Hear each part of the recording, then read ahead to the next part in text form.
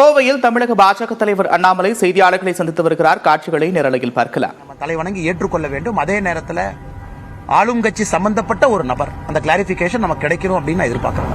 இந்த அழுத்தம் அப்படின்றது எந்த மாதிரியான அழுத்தமா இருக்கும்? யார் தரப்புல இருந்து அழுத்தம் இருக்கும்? அதுதான் நான் வந்து ஒரு ஓப்பன் எண்டட் கொஸ்டினா உங்களுக்கு வச்சிருக்கேங்கண்ணா. நான் பத்திரிகை நண்பர்களுக்கு ஓப்பன் எண்டட் கேள்வியா.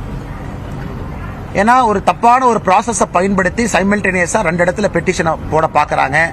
ஒருவேளை ஸ்பெஷல் கோர்ட்ல கிடைக்கலனா ஹை கோர்ட்ல கிடைக்குமா? அதை நீதிபதி கேள்வி எழுப்பியிருக்கிறாங்க. எப்படி நீங்க போட்டீங்க அப்படின்னு.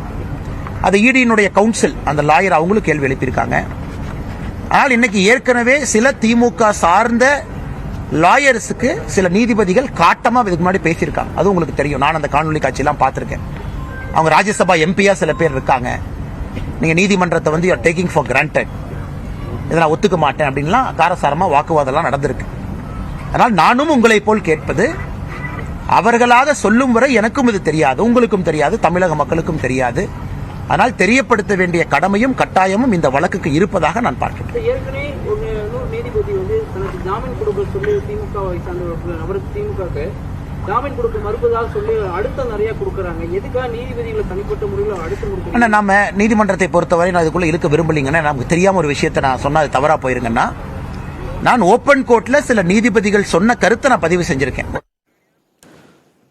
கோவையில் தமிழக பாஜக தலைவர் அண்ணாமலை செய்தியாளர்களை சந்தித்த காட்சிகளை பார்த்தோம்.